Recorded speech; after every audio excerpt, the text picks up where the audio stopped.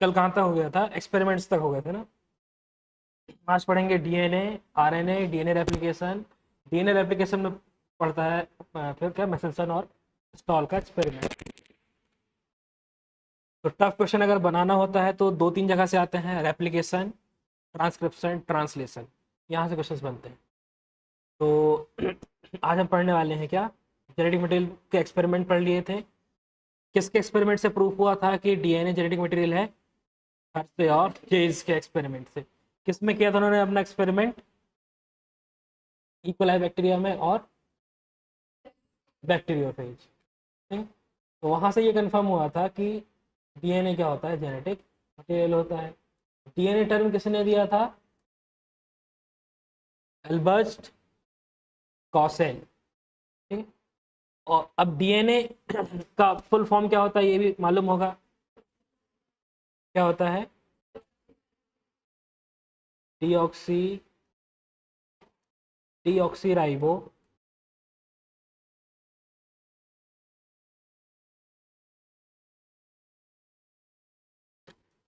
Nucleic acid. इसमें इसका ये जो नाम है ये किसने रखा था? अल्बर्ट कोसेल ने। और किसने बताया था कि इसमें थाइमीन होता है, एडेनिन होता है, ये बात भी किसने बताई थी? अल्बर्ट कोसेल ने। तो डीऑक्सी राइबो न्यूक्लिक एसिड किसका फुल फॉर्म होता है? डीएनए का। इसके अलावा जो टर्म है, ये टर्म किसने दिया था?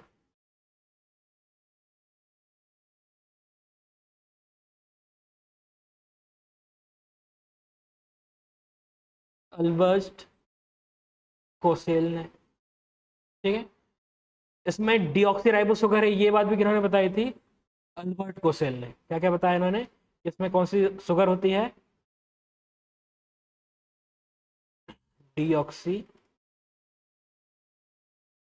Ribose sugar. और नाइट्रोजनस बेस कौन से होते हैं इसमें? Adenine, guanine, cytosine, thymine. तो ये तीनों बातें कि डीएनए नाम किसने रखा, डीएनए में कौन सी शुगर होती है, और नाइट्रोजनस बेस कितने होते हैं, और इसमें कौन से होते हैं, ये सारी बातें किन्होंने बताई थी? एल्बर्ट कोसेल ने। ठीक है। इसके अलावा आता है कि फर्स्ट फोटोग्राफ ऑफ डीएनए, ये लिखवा दिए थे कल।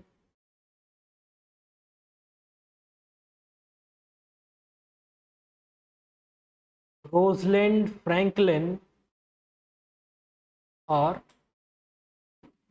विलिकिंस, 1951। और कौन सी प्रोसेस से निकाला था, कभी कभी ये भी आ जाता है, तो कौन सी प्रोसेस से? X-ray crystallography.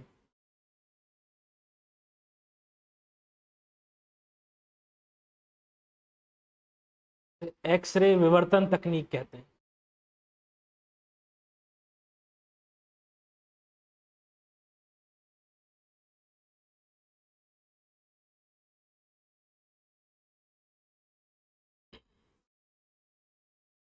Semi conservative model के बारे में किसने बताया था? Meselson and Stahl. ठीक। और इसके अलावा और क्या आता है? Double helix model.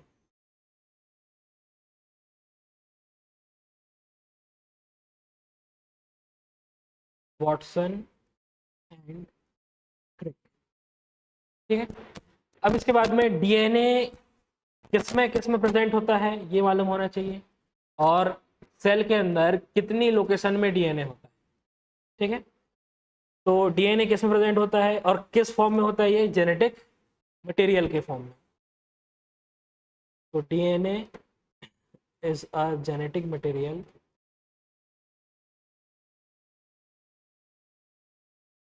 कौन सी सेल में? प्रोकैरियोट्स में भी होता है और यूकैरियोट्स में भी होता है, दोनों टाइप के सेल में ये जेनेटिक मटेरियल होता है। इसके अलावा और किस में होता है ये? वायरसेस में भी होता है। ठीक है ना। अब प्रोकैरियोटिक सेल में कहाँ पर होता है, यूकैरियोटिक सेल में कहाँ पर होता है, ये मालूम होना चाहिए। बताओ जरा, प्रोकैरियोटिक सेल में कहाँ पर होता है डीएनए? न्यूक्लियस में। और यूकैरियोटिक सेल में?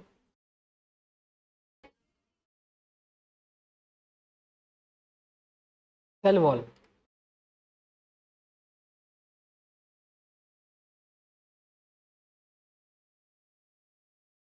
प्रोकैरियोट्स में डीएनए कहाँ मिलता है?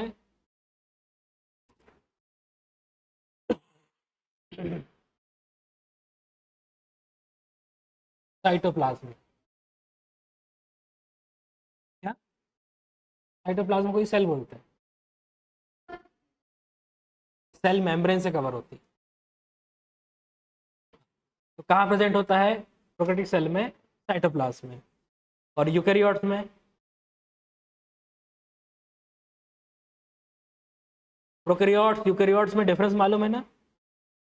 10th लेवल में पढ़ते हैं ये डिफरेंस। तो जिसमें न्यूक्लियस नहीं है वो प्रोकैरियोट्स, जो हमेशा यूनिसेलुलर फॉर्म में होगा वो प्रोकैरियोट्स। ठीक है।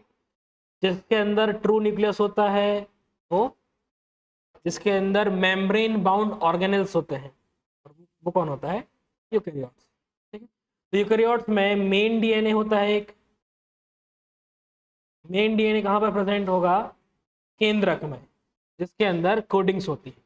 ठीक है। और जो अदर डीएनए है वो दो अलग अलग जगह पर होता है। कहाँ कहाँ पर?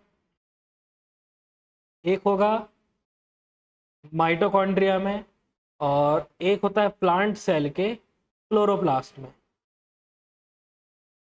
तो यूकैरियोट्स में डीएनए 3 स्थानों पर होता है। कहाँ कहाँ पर? नाभिक में, माइटोकॉन्ड्रिया में और क्लोरोप्लास्ट में। एनिमल्स में 2 जगह पर होगा केवल, एनिमल सेल में न्यूक्लियस में और माइटोकॉन्ड्रिया में। एनिमल सेल में क्लोरोप्लास्ट होता है क्या? नहीं होता है। ठीक है। हाँ, आरबीसीज में नहीं होता, केवल इतनी जगह पर होता है, बाकी कहीं नहीं होता डीएनए। साइटोप्लाज्म में नहीं होता है डीएनए, याद रखना है ना। केवल किसके साइटोप्लाज्म में होता है? प्रोकैरियोट्स के। यूकैरियोट्स के साइटोप्लाज्म में नहीं होता। कंपोनेंट्स या अवयव किन किन चीज़ों से मिलकर बना है डीएनए? 3 चीज़ों से मिलकर बना है। कौन सी कौन सी? फर्स्ट क्या होता है इसमें? शुगर। शुगर कौन सी है? 5 carbon containing 2 prime deoxy ribose sugar. पूरा नाम मालूम होना चाहिए कि डीएनए में जो शर्करा है उसका पूरा नाम क्या है। पूरा नाम क्या है? 2 प्राइम डीऑक्सी राइबोस शुगर। किसी को फॉर्मूला मालूम है? फॉर्मूला 5 कार्बन है। 5 कार्बन वाली शुगर का फॉर्मूला क्या होता है? C5H10O5। लेकिन इसमें क्या होता है? सेकेंड कार्बन से ऑक्सीजन गायब हो जाता है। डी ऑक्सी का मतलब क्या हुआ? Removal of oxygen. A oxygen निकल जाता है। कौन से वाले प्राइम से? 2 प्राइम से। ये O5 की जगह में क्या होगा? O4। ठीक है। दूसरा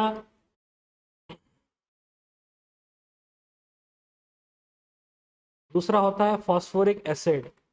फॉर्मूला क्या है? H3PO4। स्ट्रक्चर क्या होता है? सेंटर में होगा फॉस्फोरस और बाकी 3 तरफ होंगे 3 OH ग्रुप। ये हो गया H3PO3 और एक तरफ डबल बॉन्ड से ऑक्सीजन। ठीक है। और यही जो है वो फॉस्फोडाइस्टर बॉन्ड बनाने में पार्टिसिपेट करता है। और जो तीसरा मोस्ट इंपॉर्टेंट कंपोनेंट है वो क्या है? नाइट्रोजनस क्षारक या नाइट्रोजनस बेस। ठीक है। तो ये नाइट्रोजन कंटेनिंग हेटेरोसाइक्लिक रिंग होती है। नाइट्रोजन युक्त विषम चक्रीय वलय, नाइट्रोजन कंटेनिंग हेटेरोसाइक्लिक रिंग, जिसके 2 टाइप होते हैं। कौन से कौन से? जो नाइट्रोजनस बेस है इसके 2 मेन टाइप होते हैं, प्यूरीन और पिरिमिडीन।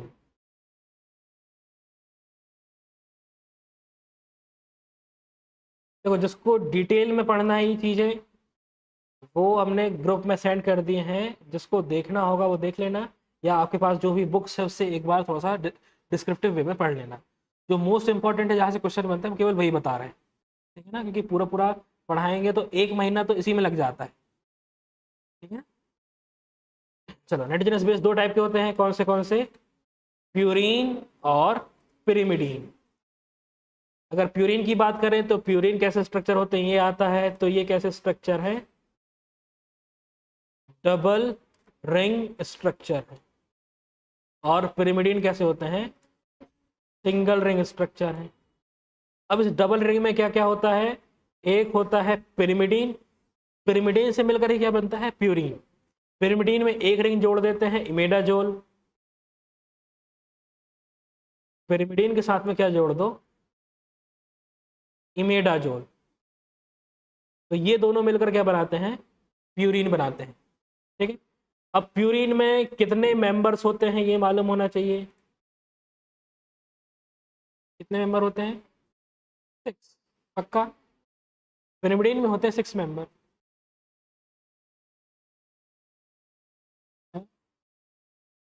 दोनों में 6 लिखवाए हैं।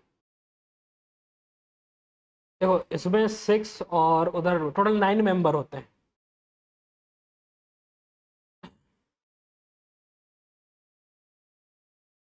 ये होती है, ये पिरिमिडीन असल में 6 मेंबर रिंग है, और ये वाली होती है 4 मेंबर, 6, सॉरी 4 नहीं, 5 मेंबर रिंग।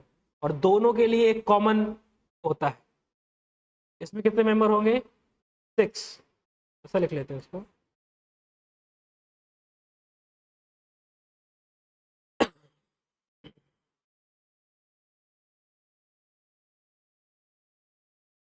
और इसमें कितने होते हैं,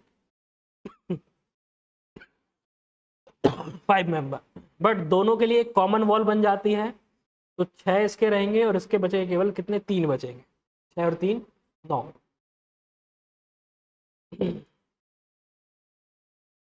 और इसमें कितने होते हैं, ओनली 6 मेंबर्स होते हैं। इसमें इंपॉर्टेंट ये है कि नाइट्रोजन कहाँ कहाँ पर होता है। नाइट्रोजन की लोकेशन क्या क्या है, तो नाइट्रोजन होता है फर्स्ट में, थर्ड में, 7 में और 9 में। और यहाँ पर कहाँ पर होगा नाइट्रोजन, फर्स्ट में और थर्ड में, ठीक है। अब अगला ये आता है कि शुगर के साथ में प्यूरीन का कौन सा एटम बॉन्ड बनाता है, ठीक है। तो कौन सा नाइट्रोजन बनाता है, नाइट्रोजन नंबर कौन सा वाला, 1, 3, 7 या 9, कौन बनाता है, नाइट्रोजन नंबर 9, ठीक है। तो प्यूरीन प्लस शुगर, जब ये दोनों मिलेंगे तो ये दोनों मिलकर क्या बना लेते हैं, न्यूक्लियोसाइड। तो प्यूरीन का कौन सा नाइट्रोजन, कौन सा एटम, 9वें नंबर का नाइट्रोजन, और शुगर का कौन सा कार्बन, पहला कार्बन। ये दोनों बॉन्ड बनाते हैं। कौन सा बॉन्ड बनता है इनके बीच में, एन ग्लाइकोसिडिक बॉन्ड। मालूम है क्या होता है ग्लाइकोसिडिक बॉन्ड, ये क्वेश्चन पूछे जाते हैं। ग्लाइकोसिडिक बॉन्ड क्या है, पेप्टाइड बॉन्ड क्या है, फॉस्फोडाइस्टर बॉन्ड क्या है, और किन के बीच में बनते हैं। तो जो भी बॉन्ड क्षार और शर्करा के बीच में बनता है, शुगर और प्यूरिन, शुगर और पिरिमिडीन के बीच में बनता है, उस बॉन्ड को बोला जाता है कौन सा, N glycosidic bond. Sugar sugar के बीच में जो बॉन्ड बनता है उसको कहते हैं ओ ग्लाइकोसिडिक बॉन्ड, ठीक है। और शुगर और फास्फोरस एसिड के बीच में जो बनता है वो होता है फॉस्फोएस्टर बॉन्ड, और दो बन जाएंगे तो फॉस्फोडाइस्टर बॉन्ड। इसी तरीके से पिरिमिडीन का कौन सा आइटम, पिरिमिडीन और शुगर, तो पिरिमिडीन का कौन सा, फर्स्ट या थर्ड, कोई भी बना सकता है।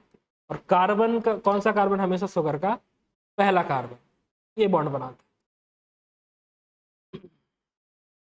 अगर हम टाइप की बात करें तो प्यूरिन के 2 टाइप्स होते हैं। पहला कौन सा होता है, एडेनिन, और दूसरा कौन सा होता है, ग्वानिन। एडेनिन का फुल फॉर्म क्या है, केमिकल नेम क्या है, कई बार ये आ जाता है। एडेनिन का फुल फॉर्म क्या है, 6 अमीनो प्यूरिन। और ग्वानिन का क्या होता है, 2 अमाइनो 6 ऑक्सी प्यूरिन। ऐसे पिरिमिडीन के भी 2 टाइप्स हैं। डीएनए की बात हो रही है। डीएनए में 2 ही टाइप होते हैं, कौन से?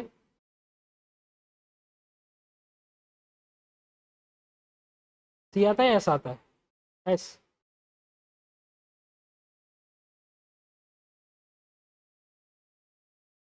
साइटोसिन का फुल फॉर्म क्या होता है इसका?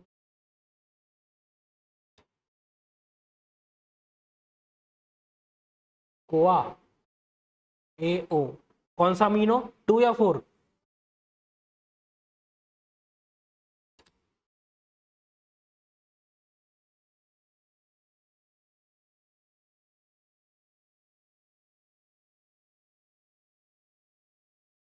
4 अमीनो 2 ऑक्सी पिरिमिडीन। और थाइमीन का क्या नाम होता है?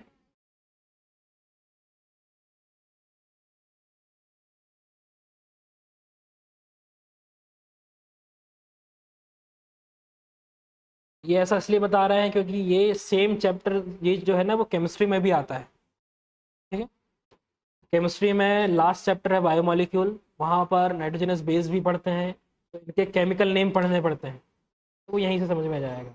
अब एडेनिन का जब स्ट्रक्चर बनाएंगे तो 6 अमीनो प्यूरिन, तो प्यूरिन का स्ट्रक्चर कैसे बनेगा? इसमें होता है एक पिरिमिडीन रिंग, तो ये बेंजीन के जैसी जो रिंग है उसको क्या कहते हैं? Pyrimidine ring.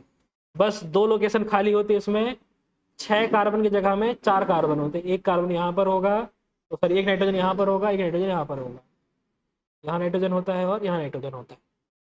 और इसके अलावा ये किससे जुड़ा रहेगा ऐसे तरीके से, एक अलग नाइट्रोजन से।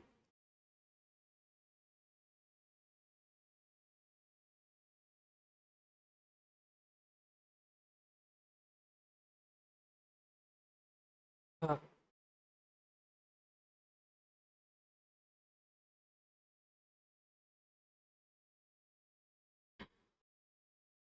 तो ये हो गया first, second, third, fourth, fifth, six, 7, 8, 9। देखो प्यूरिन में कहाँ कहाँ पर नाइट्रोजन, पहला है फर्स्ट नाइट्रोजन है, थर्ड आइटम नाइट्रोजन है, सातवां आइटम नाइट्रोजन है और नौवां आइटम नाइट्रोजन है। ठीक है, तो प्यूरिन में कहाँ कहाँ पर नाइट्रोजन होते हैं? तो 1, 3, 7 और 9, ये वाली लोकेशन में नाइट्रोजन होते हैं। पिरिमिडीन में कहाँ कहाँ पर होगा? तो पिरिमिडीन का स्ट्रक्चर कुछ ऐसा होता है।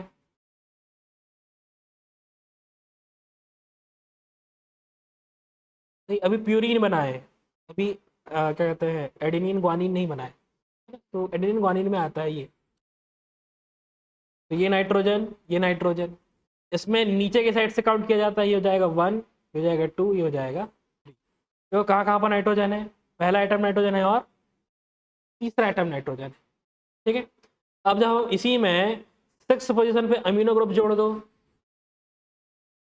दिख रहा है छठवां आइटम दिख रहा है कहाँ, कहीं पर सबसे ऊपर है। ठीक है, अगर छठवें आइटम में क्या जोड़ देते हैं? अमीनो ग्रुप, अमीनो मतलब तो क्या बन जाएगा?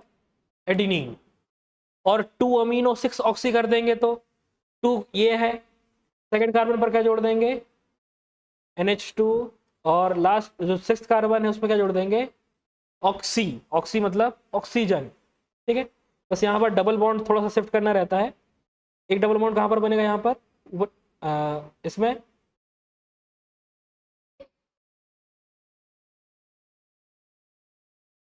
1 और 6 के बीच में, और यहाँ पर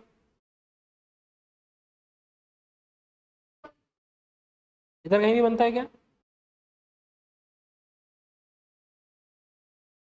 यहाँ, तो ये हो जाएगा एडेनिन और ये हो जाएगा ग्वानिन। ठीक है, इसके अलावा साइटोसिन और थायमिन। देखो केमिस्ट्री में आपको स्ट्रक्चर भी पढ़ने हैं, केमिकल फॉर्मूला, स्ट्रक्चरल फॉर्मूला और साथ में केमिकल नेम। तो ये समझ लो आपका केमिस्ट्री का भी हो गया और बायोलॉजी का भी हो गया।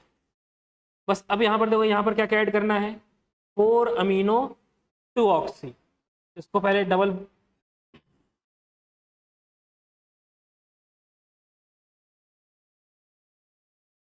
एक साइटोसिन बनाना है और एक थाइमिन बनाना है। तो 4 पर अमीनो जोड़ना है, 2 पर ऑक्सी जोड़ना है। ये हो गया 1, ये हो गया 2। 2 पर क्या जोड़ देंगे? ऑक्सी। 1 2 3 4, 4 पर क्या जोड़ देंगे? अमीनो ग्रुप, और यहाँ पर डबल बॉन्ड। ये क्या बन गया?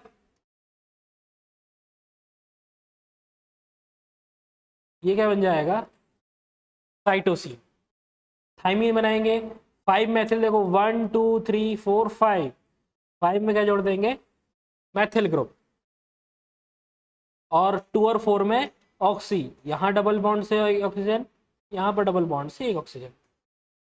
हो गया? क्या बन गया ये? थाइमिन। बहुत टफ लग रहा है स्ट्रक्चर? लग रहे होंगे, जो पहली बार पढ़ रहा है उसको लगता है। पढ़े हो ये पहले? नहीं पढ़े? पढ़े हो शायद,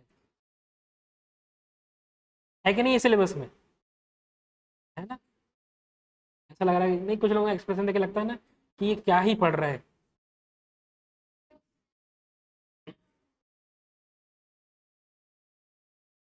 तो इतना इंपॉर्टेंट है। इसके अलावा बनते हैं न्यूक्लियोसाइड, न्यूक्लियोटाइड और पॉलीन्यूक्लियोटाइड। तो उससे ज़्यादा क्वेश्चन तो नहीं आते हैं, बस मालूम होना चाहिए कि न्यूक्लियोसाइड क्या है। ये इसके पहले कौन से 2023 वाले पीएनएसटी में आया था, न्यूक्लियोसाइड क्या होता है, न्यूक्लियोटाइड क्या होता है। ठीक है? तो न्यूक्लियोसाइड, न्यूक्लियोसाइड का मतलब है कि जब एक शुगर के साथ में क्या जुड़ जाता है? एक नाइट्रोजनस बेस, तो क्या बन जाएगा? न्यूक्लियोसाइड। और सारे के सारे जो न्यूक्लियोसाइड बनते हैं डीएनए में, हमें उसके नाम मालूम होने चाहिए। शुगर एक जैसी ही रहेगी। कौन सी शुगर होती है इसमें? डीऑक्सी राइबो शुगर होती है, 5 कार्बन वाली। अब हो सकता है कि ये डीऑक्सी राइबो शुगर है वो एडेनिन से जुड़ जाए। अगर ये एडेनिन से जुड़ी तो इसका नाम क्या हो जाएगा? Deoxy ribo. इतना सभी में कॉमन रहेगा, फिर क्या बन जाएगा ये?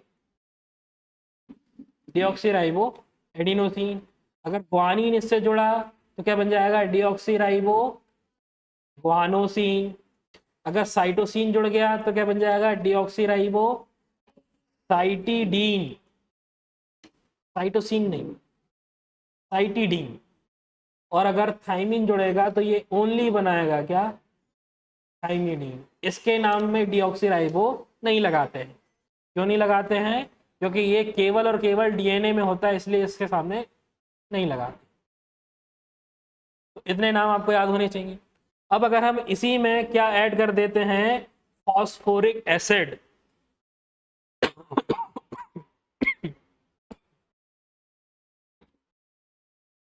इसी में क्या जोड़ देते हैं? Phosphoric acid.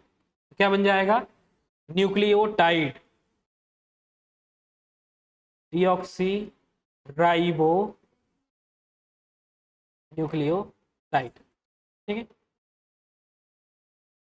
बस डीऑक्सी एडिनोसिन में क्या जोड़ दोगे? H3PO4, H3PO4, H3PO4 और H3PO4।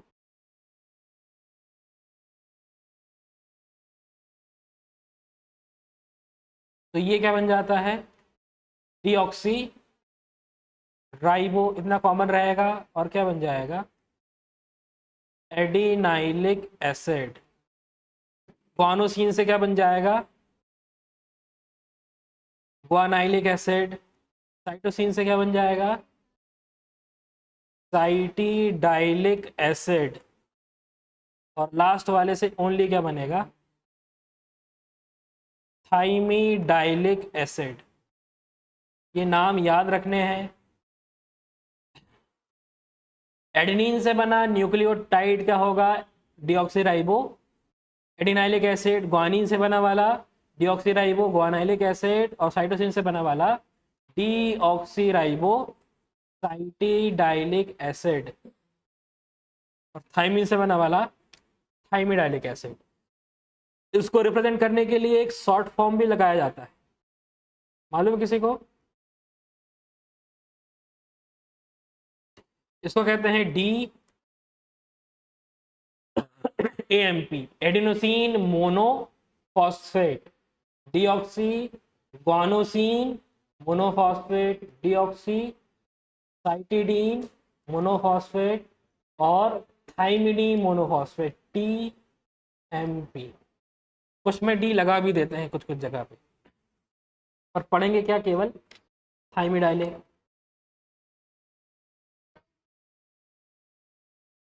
टाइट में इसमें अभी मोनो का मतलब क्या है, एक एक फॉस्फेट जोड़ा है, दो फॉस्फेट जोड़ देंगे तो यही AMP से बन जाएगा ADP, एक और जोड़ देंगे 3 हो जाएगा, 3 के लिए क्या आता है, ट्राई, एडिनोसिन ट्राई फॉस्फेट। तो ये सारे के सारे क्या होते हैं, न्यूक्लियोटाइड। तो टाइड का मतलब तीनों चीजें होंगी, शुगर, बेस और एसिड, ठीक है ना। और जब यही आपस में ज्यादा अमाउंट में जुड़ जाते हैं तो क्या बन जाता है, पॉलीन्यूक्लियोटाइड। तो न्यूक्लियोटाइड, सॉरी न्यूक्लियोसाइड, न्यूक्लियोटाइड और पॉलीन्यूक्लियोटाइड, ये मालूम होना चाहिए। इसके बाद में अगला है double helix model of DNA।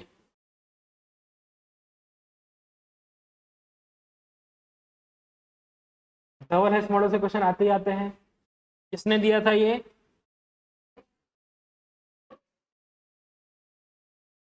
Watson and क्रिक।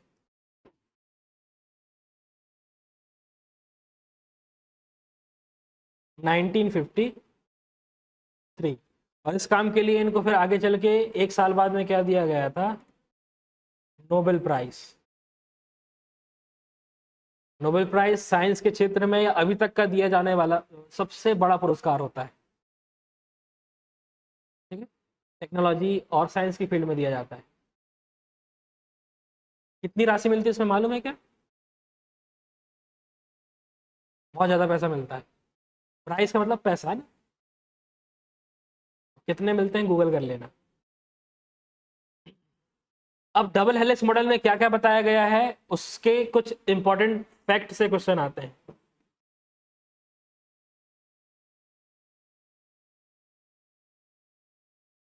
क्या क्या विशेषता है इस डबल हेलिक्स मॉडल की। तो डबल हेलिक्स मॉडल का मतलब क्या है कि यहाँ पर DNA जो है, DNA के कितने स्ट्रैंड होते हैं, 2 स्ट्रैंड, ठीक है, और दोनों स्ट्रैंड एक दूसरे से कैसे होते हैं, एंटी पैरेलल, ठीक है, प्रति समानांतर।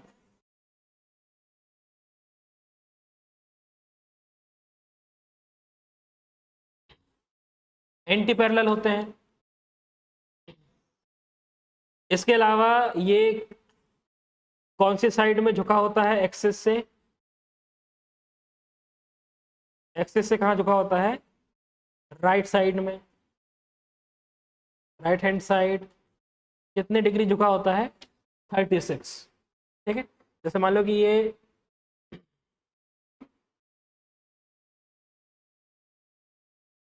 पहला स्ट्रैंड है और ये दूसरा स्ट्रैंड। तो एक्सिस में कहाँ पर होना था, ऐसे बीचों बीच होना था, सेंटर में, ठीक है।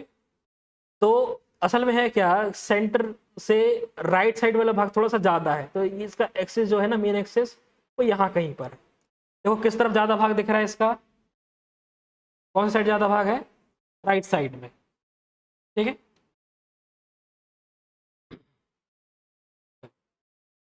अब इसके अलावा इसमें आता है कि इसमें एक पिच की या एक टर्न की लंबाई कितनी होती है, टर्न या हिंदी में से क्या बोला जाता है, कुंडली। एक कुंडली की लंबाई कितनी होती है, कितनी होती है, 34 एंगस्ट्रॉम। लेकिन कई बार ऑप्शन में ये नहीं आता, क्या आता है, 3.4 नैनोमीटर। एंगस्ट्रॉम और नैनोमीटर में 10 का फर्क होता है ना। एंगस्ट्रॉम जो है उससे 10 गुना बड़ा होता है क्या, नैनोमीटर, ठीक है।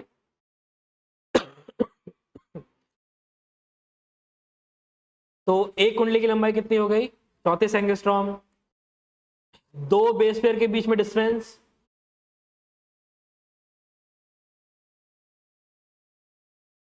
ये होता है क्या, 3.4 एंगस्ट्रॉम। इसमें कंफ्यूज नहीं होना है, 3.4 नैनोमीटर कुंडली की लंबाई है, 3.4 एंगस्ट्रॉम दो बेस पेयर के बीच में डिस्टेंस है। इसको जब नैनोमीटर में चेंज करेंगे तो 0.34 नैनोमीटर आएगा। क्या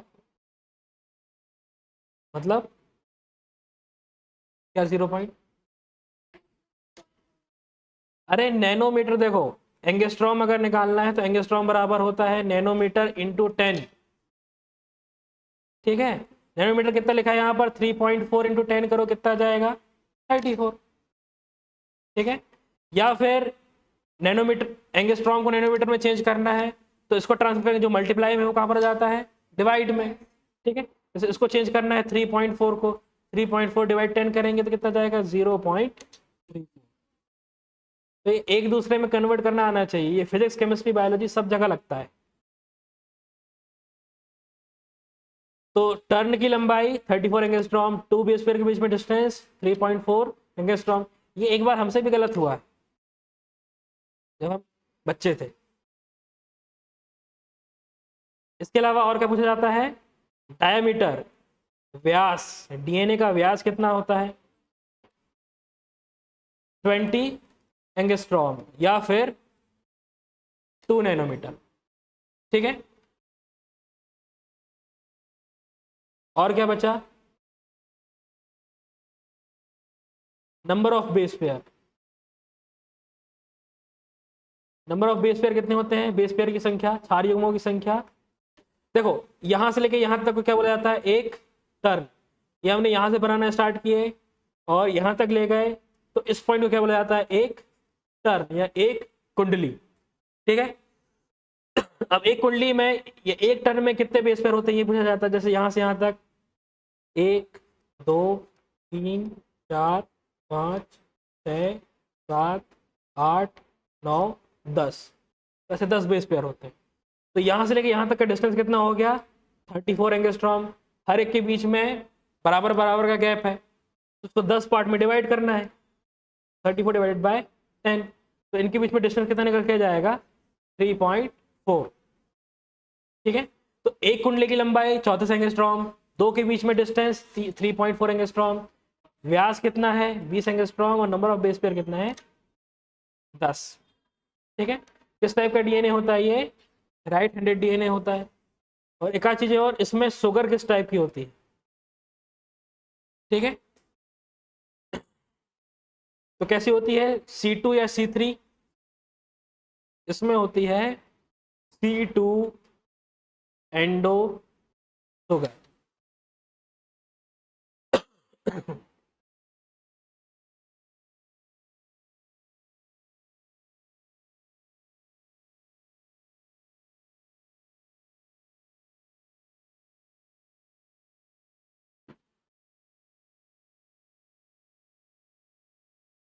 अब यहाँ से लास्ट क्वेश्चन ये बनता है कि यहाँ पर जो हाइड्रोजन बॉन्डिंग है, तो किसके बीच में कितने कितने हाइड्रोजन बॉन्ड होते हैं। तो एडेनिन और थाइमिन के बीच में हमेशा कितने बॉन्ड होंगे, 2 हाइड्रोजन बॉन्ड।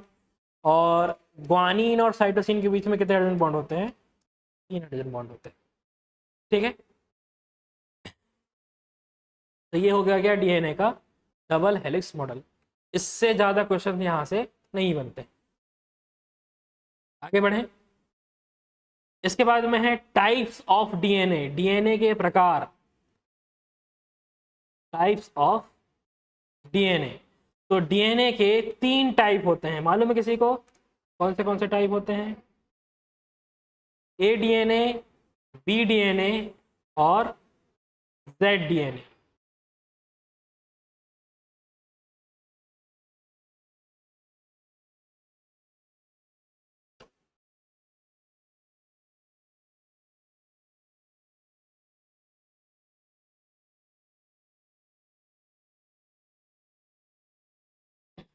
अगर डीएनए की टाइप की बात करें तो टोटल टाइप टाइप तो बहुत सारे होते हैं, A B C D E Z, बहुत सारे डीएनए होते हैं।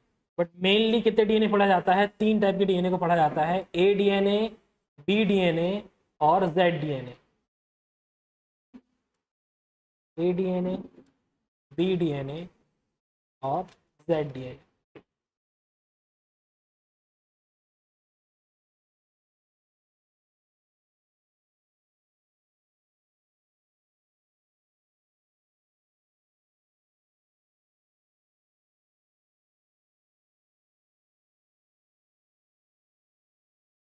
क्वेश्चन आता है कि कौन सा डीएनए राइट हैंडेड डीएनए है, कौन सा डीएनए लेफ्ट हैंडेड डीएनए है, ये मालूम होना चाहिए। तो शुरुआत के जो 2 डीएनए हैं वो कैसे होते हैं, राइट हैंडेड डीएनए होते हैं। ये वाला भी कैसा है, राइट हैंडेड डीएनए है। और ये वाला कैसा होता है, लेफ्ट हैंडेड डीएनए। और अभी हमने जो पढ़े थे जो नॉर्मल डीएनए है वो कौन सा डीएनए होता है, बी डीएनए। जैसे ह्यूमन बॉडी में जो डीएनए है वो कौन सा डीएनए है, बी डीएनए। ए डीएनए नहीं होता है हमारी बॉडी में, ठीक है। और जेड डीएनए जो, जैसे एग्जांपल के लिए यहाँ पर चाहो तो लिख लो कि किस में है, ह्यूमंस में। जेड डीएनए किस में होता है मालूम है,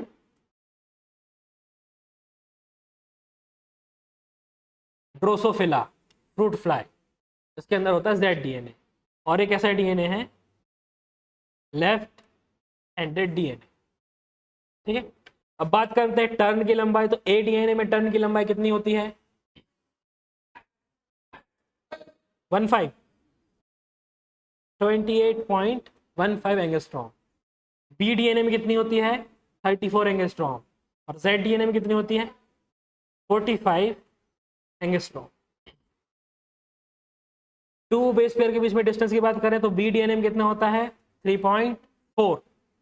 ए डीएनए में कितना होता है, 2 पॉइंट। और जेड डीएनए में कितना होता है, डायमीटर की बात करें तो बी डीएनए का व्यास होता है 20 एंगस्ट्रॉम। ए डीएनए कितना होता है, 20.2 एंगस्ट्रॉम। और जेड डीएनए कितना होता है, 18 एंगस्ट्रॉम। नैनोमीटर में चेंज करेंगे तो कितना हो जाएगा, 4.5 नैनोमीटर, 0.37 नैनोमीटर और 1.8 नैनोमीटर। बेस पेयर की संख्या यहाँ कितनी होती है, 11, यहाँ कितनी होती है, 10, और यहाँ कितनी होती है, 12, ठीक है। शुगर की बात करें तो यहाँ होती है C3 एंडो शुगर, यहाँ होती है C2 एंडो शुगर। और यहाँ पर दोनों तरीके की होती है, C3 भी होती है और C2, दोनों टाइप की एंडो शुगर होती है। आपने एक कार का नाम सुना होगा, BMW, सुना है। तो क्वेश्चन आता है कि कौन से डीएनए में मेजर ग्रूव। अब ये क्या होता है मेजर ग्रूव, यहाँ पर देखो, ये देखो एक छोटा सा उभार दिख रहा है, यहाँ पर दिख रहा है ये वाले पार्ट में। और ये देखो एक बहुत बड़ा गैप दिख रहा है, तो इसको क्या बोला जाता है, मेजर ग्रूव। और इसको क्या बोला जाता है, माइनर ग्रूव।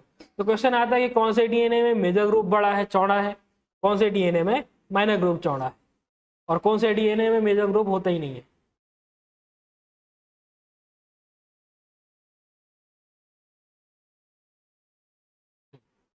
तो देखेंगे, एक ट्रिक है BMW। बी का मतलब कौन सा डीएनए, बी डीएनए। एम का मतलब कौन सी ग्रुप, मेजर ग्रुप। और डब्ल्यू का मतलब क्या होता है, वाइडर। डबल डी आता है क्या, एक ही डी आता है, वाइडर। वाइडर का मतलब क्या होता है, चौड़ी। तो मेजर ग्रुप किस में ज्यादा चौड़ी होती है, कौन से डीएनए में, बी डीएनए में, ठीक है। और जेड डीएनए में क्या होता है, ये वाला एब्सेंट होता है। तो मेजर ग्रुप ए डीएनए में कैसी होगी, सक्री, नैरो। मेजर ग्रुप सक्रिय होगी ना इसमें। इधर लिख लेते हैं,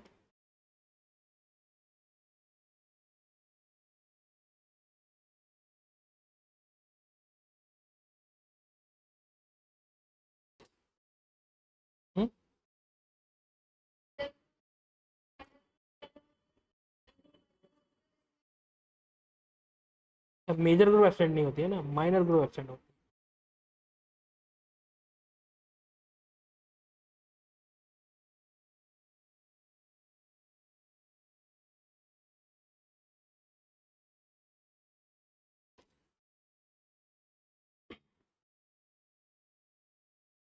इतना समझ में आया, ये क्या क्या पढ़े अपन ने। ये तीनों टाइप के डीएनए के बारे में डिस्क्रिप्शन है कि बी डीएनए की एक टर्न की लंबाई 34 एंगस्ट्रॉम होती है, 2 बेस पेयर के बीच में डिस्टेंस 3.4 एंगस्ट्रॉम होता है, व्यास 20 एंगस्ट्रॉम होता है, और एक कुंडली में कुल बेस पेयर के नंबर होते हैं 10।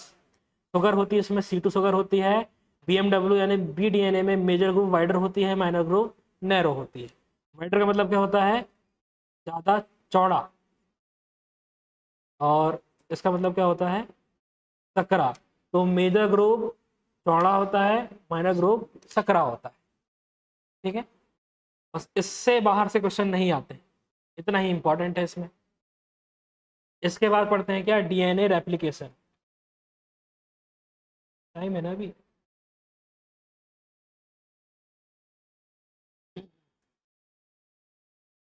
मोस्ट इंपॉर्टेंट प्रोसेस है, और बहुत सारे लोग ऐसे हैं बायो वाले, हम आप लोगों की बात नहीं कर रहे हैं, जब हम पढ़ते थे तब हमें भी नहीं मालूम था कि डीएनए रेप्लिकेशन होता क्या है।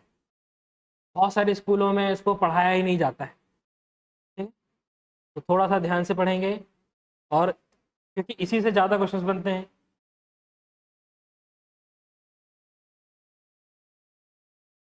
डीएनए रेप्लिकेशन, तो क्या होता है डीएनए रेप्लिकेशन, ये मालूम होना चाहिए।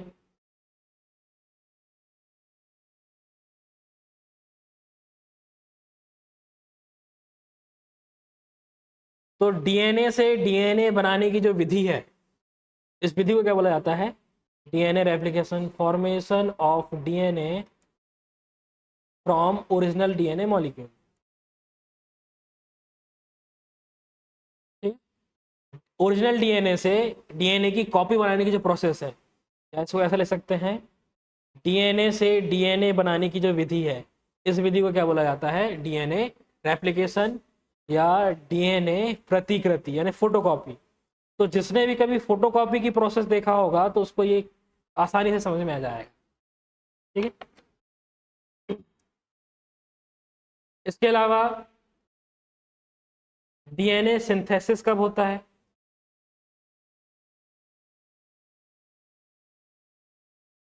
कौन सी फेज में होता है? S phase of interphase. Interphase की एस अवस्था में इसका निर्माण होता है। ठीक है, डीएनए रेप्लिकेशन की जो मेथड है वो कौन सी मेथड है? कंजर्वेटिव, सेमी कंजर्वेटिव या डिसरप्टिव? Semi conservative. आपने सुना होगा डीएनए का जो निर्माण है वो किस प्रकार की विधि है? अर्ध संरक्षी विधि है। ठीक है, अर्ध संरक्षी का मतलब क्या होता है कि इसमें 50% डीएनए, दोनों डीएनए में 50-50% डीएनए पुराना होता है, 50% डीएनए नया बना होता है। एक स्ट्रैंड पुराना होगा, एक स्ट्रैंड नया होगा। और इसके बारे में जानकारी देने वाले साइंटिस्ट कौन से थे? मेसेल्सन और टॉल। ठीक है, अब इसके बाद हमें पता होना चाहिए कि इसकी डायरेक्शन कैसी होती है, एक डायरेक्शन में बनता है या दो डायरेक्शन में बनता है? बताओ कैसा होता है डीएनए रेप्लिकेशन? यूनिडायरेक्शनल,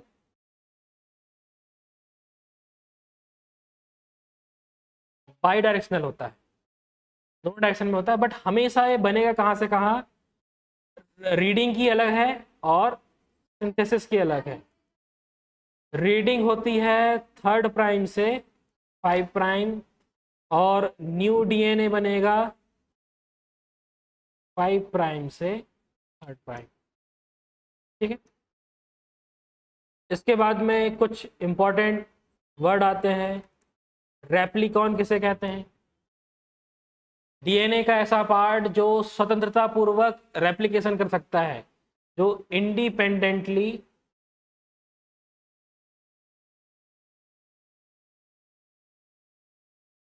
रेप्लिकेशन कर सकता है, स्वतंत्रता पूर्वक,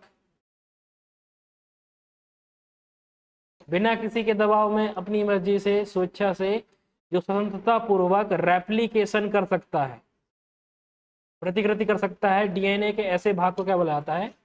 रेप्लिकॉन।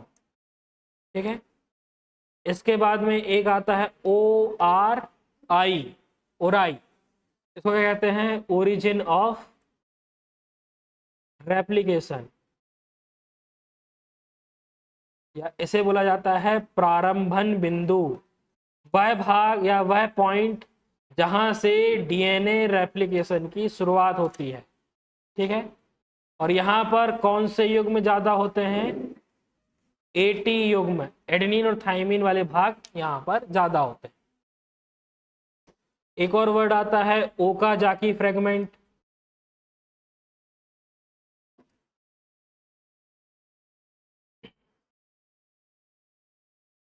तो ये क्या होते हैं?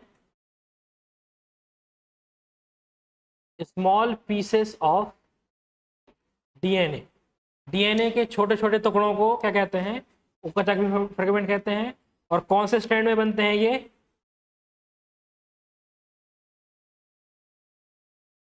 लैगिंग स्ट्रैंड में पाए जाने वाले डीएनए के छोटे छोटे टुकड़ों को क्या बोला जाता है? Okazaki fragment. ठीक है। तो ये तो हो गए इंपॉर्टेंट पॉइंट्स। इसके अलावा डीएनए रेप्लिकेशन की जो प्रोसेस है वो 10 स्टेप में कंप्लीट हो जाती है। अगर मैकेनिज्म की बात करें तो मैकेनिज्म के 3 स्टेप हैं। पहला कौन सा होता है? प्रारंभन, इनिशिएशन। दूसरा क्या होता है? दीर्घीकरण, इलोंगेशन। और तीसरा होता है समापन, टर्मिनेशन। ठीक है। प्रारंभन या आरंभन, दूसरा दीर्घीकरण और तीसरा समापन। 3 स्टेप है, लेकिन अपन इनको 10 पॉइंट्स में पढ़ेंगे। ये स्टेप्स 3 होते हैं। इनिशिएशन में 4-5 पॉइंट, इलोंगेशन में 1-2 पॉइंट, टर्मिनेशन में 1-2 पॉइंट। ठीक है। तो इसमें इंपॉर्टेंट फैक्ट याद रखना है कि सबसे पहले यहाँ पर एंजाइम काम करता है कौन सा? हेलिकेज। क्या करता है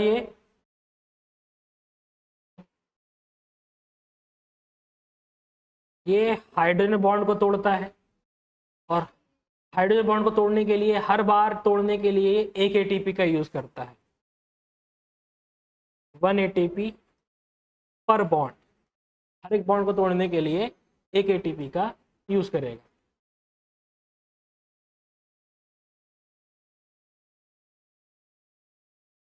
दूसरा एंजाइम यहाँ पर जो आता है इंपॉर्टेंट, दूसरा कौन सा आता है? टोपो आइसोमेरेज।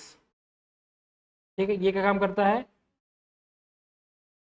रिमूव कॉइलिंग टेंशन,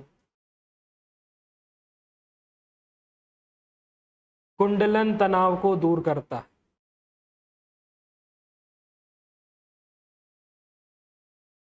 फिर अगला आता है SSBP। ये इसका क्या काम होता है? Stabilize DNA strand. ठीक है।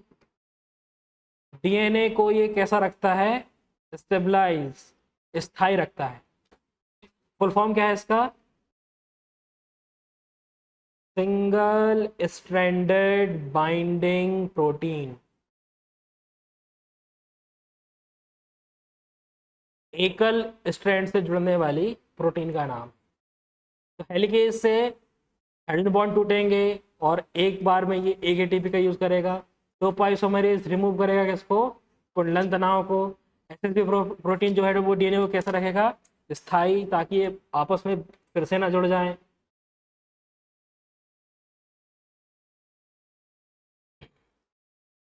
इसके बाद में अगला क्या आता है? ये एंजाइम्स के नाम लिखे जा रहे हैं यहाँ पर, है ना। ये सारे सारे एंजाइम है। एंजाइम्स क्या बनाता, प्राइमेज क्या बनाता है? प्राइमर सिंथेसिस करता है। प्राइमर क्या होता है मालूम है? सभी लड़कियों को तो मालूम ही होगा। मालूम है प्राइमर? पुट्टी करने के पहले जो पहले फर्स्ट कोटिंग की जाती है।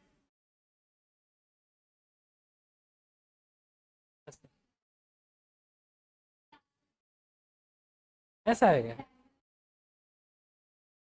चलो ठीक है, कोई बात। प्राइमर, तो प्राइमर का मतलब यहाँ पर होता है कि पहला मॉलिक्यूल जो डीएनए रेप्लिकेशन की शुरुआत करता है। ठीक है। और ये किससे बना होता है? आरएनए। RNA oligo nucleotide. किसी ने कार्बोहाइड्रेट पढ़ा है पहले? कार्बोहाइड्रेट बायोमोलिक्यूल में है, अभी 12th में भी है। कार्बोहाइड्रेट के जो टाइप होते हैं वो 3 टाइप हैं, मोनोसेकेराइड, ओलिगोसेकेराइड और पॉलीसेकेराइड। ओलिगोसेकेराइड में ये वर्ड आया ओलिगो, इसका मतलब क्या होता है मालूम है?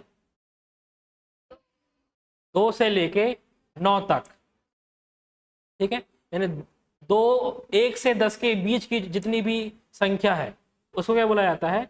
ओलिगो, ठीक है। और सेकेराइड से जाएगा शर्करा, न्यूक्लियोटाइड से जाएगा क्या? Nucleic acid. तो प्राइमर सिंथेसिस होती है, कौन बनाता, किससे बनता है ये? आरएनए से बनता है। फिर इसके बाद में मोस्ट इंपॉर्टेंट आता है कौन सा एंजाइम? DNA polymerase. अगर आपको बहुत ज़्यादा नहीं पढ़ना है तो केवल ये 10 स्टेप अगर आप पढ़ लोगे तो इसके क्वेश्चन बन जाएंगे। 10 लाइन याद नहीं कर सकते क्या? एक दिन में 10 लाइन याद करना बहुत आसान काम होता है। तो 10 लाइन बस याद कर लो कि हेलिकेज से हाइड्रोजन बॉन्ड टूटेगा, तो पाइसोमरेज से टेंशन रिमूव होगी, एसएसबी से स्टेबल होगा, प्राइमेज से प्राइमर बनेगा, डीएनए पॉलीमरेज से डीएनए बनेगा, ठीक है। तो इससे किसका निर्माण होता है? DNA synthesis. तो बस इसके लिए हमें 3 सीक्वेंस मालूम होना चाहिए, एक रीडिंग, एक पॉलीमराइजेशन और एक क्या होता है? Proof reading. रीडिंग हमेशा होती है कहाँ से कहाँ? 3rd 5 प्राइम से 5 प्राइम। पॉलीमराइजेशन होता है 5 प्राइम से 3rd प्राइम। और प्रूफ रीडिंग होती है वापस 3rd प्राइम से 5 प्राइम, ठीक है। डीएनए पॉलीमरेज, अब यहाँ पर देखा जाए तो डीएनए पॉलीमरेज प्रोकैरियोट्स में खासकर कौन काम करता है? ठीक है। अब इसके बाद में इनको जोड़ना है, रिमूवल करना है, तो वहां पर एक और डीएनए लगेगा, कौन सा? DNA polymerase first. ये करता है रिमूवल ऑफ प्राइमर। प्राइमर को रिमूव करने का काम। देखो डीएनए में केवल क्या होना चाहिए? एडेनिन, ग्वानिन, साइटोसिन, थाइमिन, इतना होना चाहिए। लेकिन देखो अभी ये प्राइमेज ने क्या बनाया है? प्राइमर। प्राइमर में क्या होता है? आरएनए। और आरएनए में क्या होता है? एडेनिन, ग्वानिन, साइटोसिन और यूरेसिल। तो किसको हटाना पड़ेगा? इसको हटाना पड़ेगा। तो इसके लिए किसको हटाना पड़ेगा? प्राइमर को। तो प्राइमर को कौन हटाता है? DNA polymerase first. और उसके बाद क्या बन जाएगा? गैप। तो गैप फिलिंग का काम भी कौन करता है? DNA polymerase first. अब डीएनए के कुछ भाग जो छोटे छोटे पीसेस है वो अलग हैं, और उनको जोड़ने का काम कौन करता है? DNA ligase. ये क्वेश्चन पीएनएसटी में आया हुआ है पिछले 1-2 सालों में। डीएनए लाइगेज का क्या काम होता है? क्या काम होता है? डीएनए के जो खंड है जो चिपके हुए नहीं है, अलग अलग है, उनको जोड़ने का, ठीक है। Attachment of DNA fragments, DNA के खंडों को जोड़ना, ठीक है। तो हेलिकेज क्या काम करेगा? हाइड्रोजन बॉन्ड को तोड़ेगा। टोपोआइसोमरेज किसको दूर करेगा? कॉइलिंग टेंशन, कुंडलन तनाव को। एसएसबी क्या करता है? डीएनए को स्थायी रखता है। प्राइमेज क्या बनाता है? प्राइमर। डीएनए पॉलीमरेज क्या बनाता है? डीएनए रीड करेगा 3 से 5 डायरेक्शन में। पॉलीमराइजेशन का मतलब होता है न्यू डीएनए बनाएगा 5 से 3rd डायरेक्शन में। प्रूफ रीडिंग होती है 3rd से 5 डायरेक्शन में। ये वाले भी पीवाईक्यूज में आ चुके हैं पिछले सालों में कि नया डीएनए बनने की दिशा कौन सी होती है, ठीक है। 5 से 3 पढ़ने की डायरेक्शन कौन सी होती है? डीएनए पॉलीमरेज कौन सी डायरेक्शन में रीड करता है? तो 3 से 5। प्राइमर को कौन रिमूव करता है? डीएनए पॉलीमरेज फर्स्ट, ठीक है। अब डीएनए जो अलग अलग है उनके कुछ हिस्सों को जोड़ने का काम कौन करता है? तो डीएनए लाइगेज। ये हो गया आपका डीएनए रेप्लिकेशन खत्म।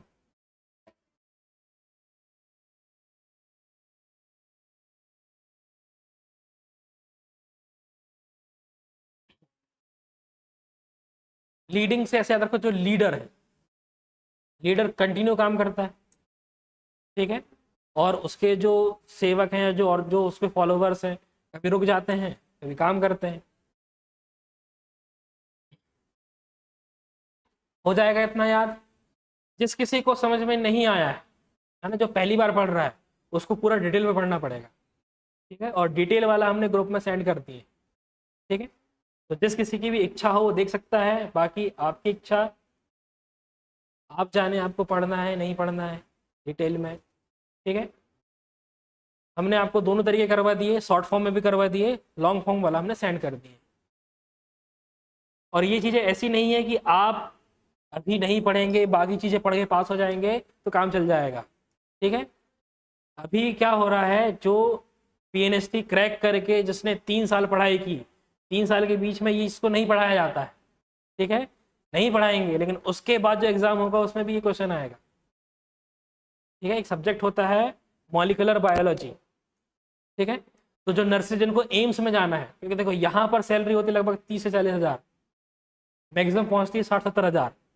जब वही काम करने के लिए जब आप एम्स में सेलेक्ट हो जाते हैं तो वहां पर पहली सैलरी होती है 96,000, 96,000 रुपए, जो बढ़कर 1 लाख, 1.5 लाख और आखिरी में 2 लाख तक पहुंचती है। यहाँ भी उतना काम करोगे तो कम सैलरी मिलेगी, एम्स में वही काम करोगे, वही काम थोड़ा सा कम भी होता है, लेकिन सैलरी उससे 2 गुना 3 गुना ज़्यादा मिलती है, ठीक है ना। वो सेंट्रल लेवल की जॉब है, वहाँ पर अलग से दूसरे फैसिलिटीज़ भी होती हैं, ठीक है। आप भले ही नर्सेस हैं, लेकिन घर में किसी भी फैमिली मेम्बर का मेडिकल इंश्योरेंस नहीं होता है इन जॉब में, खुद का बस होता है। लेकिन सेंट्रल लेवल की जॉब में खुद का तो होता है, खुद के पेरेंट्स का भी मेडिकल इंश्योरेंस होता है। तो अगर घर में कभी किसी को कुछ होता है, कोई छोटी बीमारी बहुत बड़ी बीमारी, तो उसका इंश्योरेंस क्लेम कर सकते हैं वहाँ से। इंश्योरेंस मालूम है ना क्या होता है। और ये चीज़ें अभी हमारे साथ की जो हमारी जो क्लासमेट्स थी, वो हमसे ये चीज़ें पढ़ती हैं जो ऑलरेडी नर्सेस हैं, क्योंकि ये चीज़ें इन्होंने 12th में नहीं पढ़ा। इसलिए 4 साल बाद कोर्स करने के बाद जब आपकी जॉब लग जाएगी, और जो चाहेगा कि जिसको एम्स में जाना है या कोई सेंट्रल लेवल की जॉब, केवल एम्स की बात नहीं कर रहे हैं, आरआरबी, एनटीपीसी, ठीक है, आरआरबी में भी इनकी वो रहती है क्या, रेलवे में, ठीक है, सेंट्रल लेवल की जॉब है क्योंकि पैसा ज़्यादा मिलता है, आर्मी में। तो इन सारी जगहों पर इनसे क्वेश्चंस बनते हैं, मॉलिक्यूलर बायोलॉजी से, क्योंकि जिसको पहले से मालूम है, जो अच्छे से पढ़ा रहेगा उसको बनेगा, ठीक है। तो नोट संभाल कर रखने हैं। अगर आपका सिलेक्शन हो जाता है तो जो 4 साल हैं, आप उस 4 साल में भले कुछ ना करें, नोट्स प्रॉपर बनाएं, ठीक है ना। क्योंकि बाद में आपको अल्टीमेट पढ़ना ही पड़ता है। शुरू के 1 साल जब जॉब लग जाती ना, कहते हैं हो तो गया, अब जॉब लग गई, अब नहीं पढ़ेंगे, नहीं पढ़ते हैं 1 साल, लोग नहीं पढ़ते हैं 1 साल 2, लेकिन जब साथ वालों के सिलेक्शन होने लगते हैं, फिर से आप 40 हज़ार कमा रहे हैं, आपके साथ का जो जो आपकी जो फ्रेंड है वो 90 हज़ार कमा रही है, तब लगता है कि नहीं यार करना चाहिए, सेम काम के, ठीक है, ज़्यादा पैसे मिलते हैं, और जो पढ़ता है अच्छे से उसका सिलेक्शन होता भी है, ठीक है, ऐसा नहीं कि सिलेक्शन नहीं होगा। अब भाई जो 4 साल ट्रेनिंग करेगा, 4 साल का एक्सपीरियंस, 4 साल पढ़ाई करेगा, तो सीधी सी बात है उसका नॉलेज लेवल बढ़ेगा। तो 4 साल आप जैसे भी बिताएं, है ना, एक स्किल पर जरूर काम करें और दूसरा नोट्स जरूर बनाएं। अगर आप ये हमारी 2 बात ध्यान रखोगे तो बाद में आके थैंक यू भी बोलोगे, ठीक है। नोट्स प्रॉपर बनाने हैं और स्किल पर काम करना है। कहीं पर कोई कोई चीज़ जो सीखने का जब मौका मिलना है, वहां पर कदम पीछे नहीं हटाने हैं, भले डांट पड़े, डांट खा लो, लेकिन काम को सीखो, क्योंकि जो सीखता है वो बाकी लोगों से 4 कदम आगे निकल जाता है हर फील्ड में, ठीक है। तो ये मोस्ट इंपॉर्टेंट है। इस चीज़ को अब आप बाकी के 4 सालों में नहीं पढ़ोगे, ठीक है, लेकिन आने वाले जो दूसरे एग्जाम्स होते हैं वहां पर हो सकता है कि आपको ये मिले। तो ये हो गया डीएनए रेप्लिकेशन खत्म, और टाइम भी हो गया है। कल अपन पढ़ेंगे ट्रांसक्रिप्शन ट्रांसलेशन, शॉर्ट में पढ़ेंगे। हमने हर एक चीज़ के वीडियो सेंड कर दिए हैं, आप एक बार पढ़कर जरूर आए। और ये इतना है कि अगर आप केवल 2 से 3 घंटे निकालोगे ना, 3 घंटे भी अगर आप निकालते हो तो 3 घंटे में पूरा चैप्टर खत्म हो जाता है, ठीक है।